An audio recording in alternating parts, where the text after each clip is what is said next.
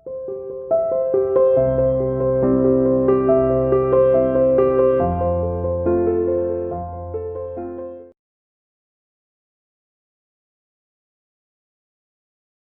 Once again बेटा। आज हम अपना chapter from trade to territory इसको कंप्लीट कर देंगे, ठीक है ना। और ये आज के 2-3 टॉपिक को एक साथ लेके कंप्लीट हो जाएगा, राइट।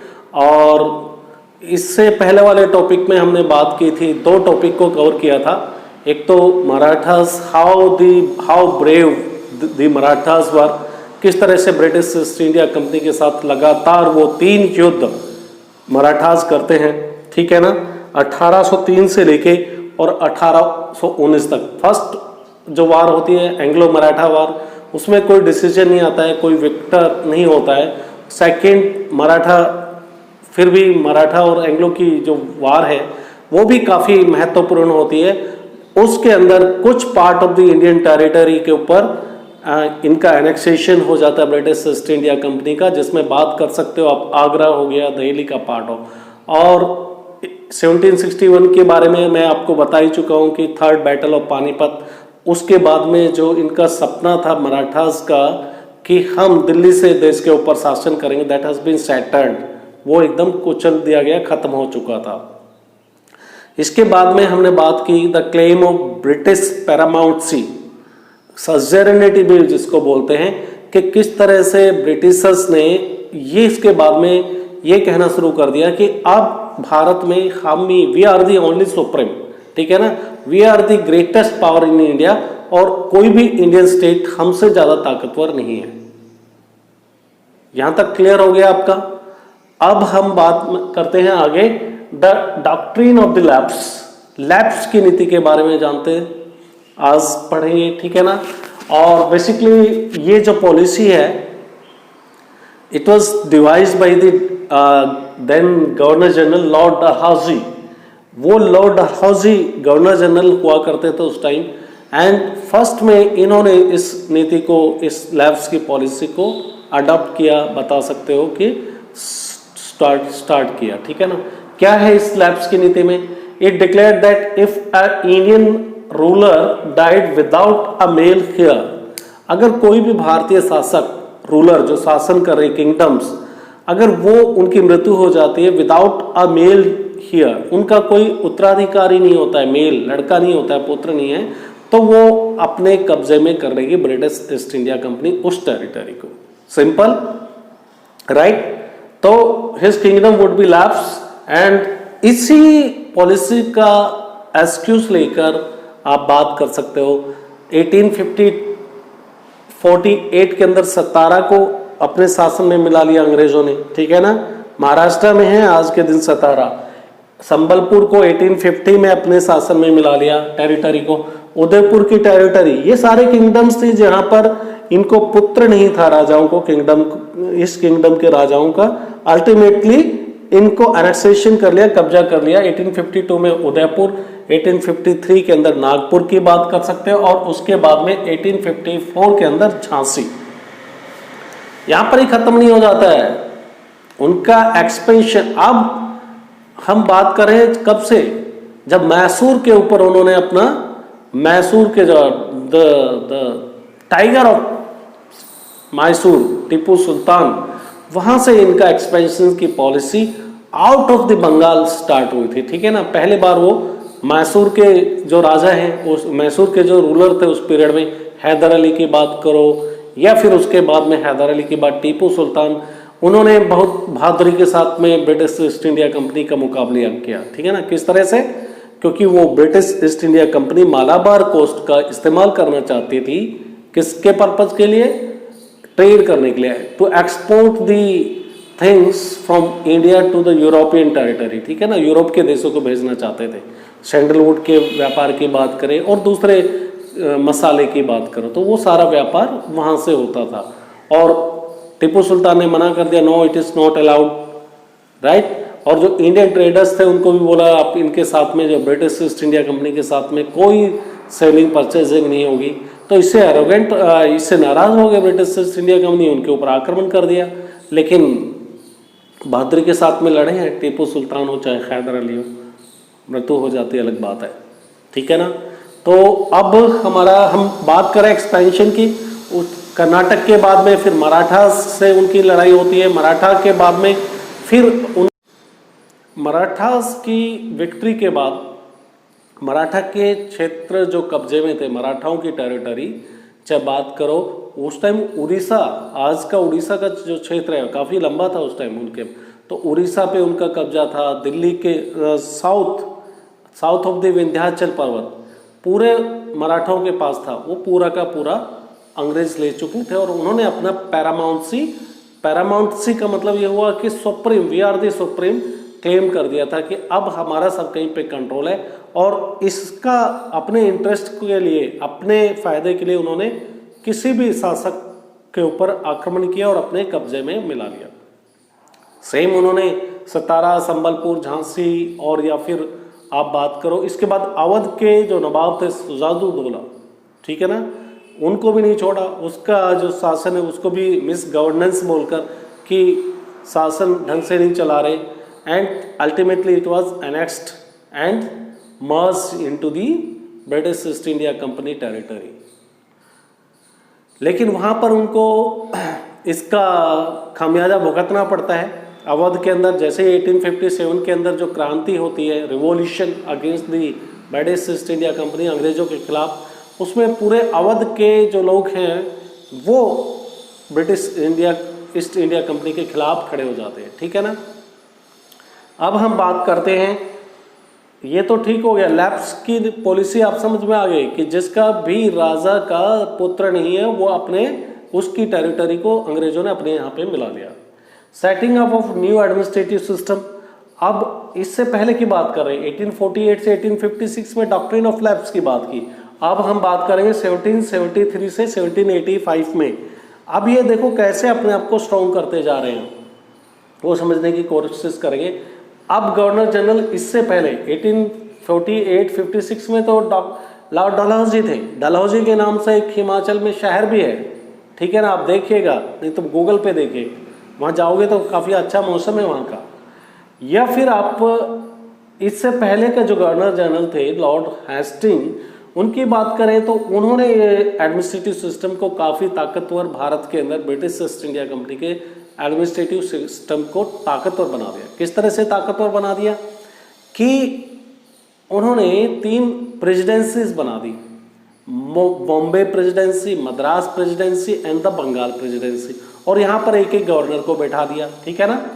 3 जगह पे हुई, ये मुंबई बॉम्बे प्रेसिडेंसी, ये मद्रास और ये बंगाल प्रेसिडेंसी।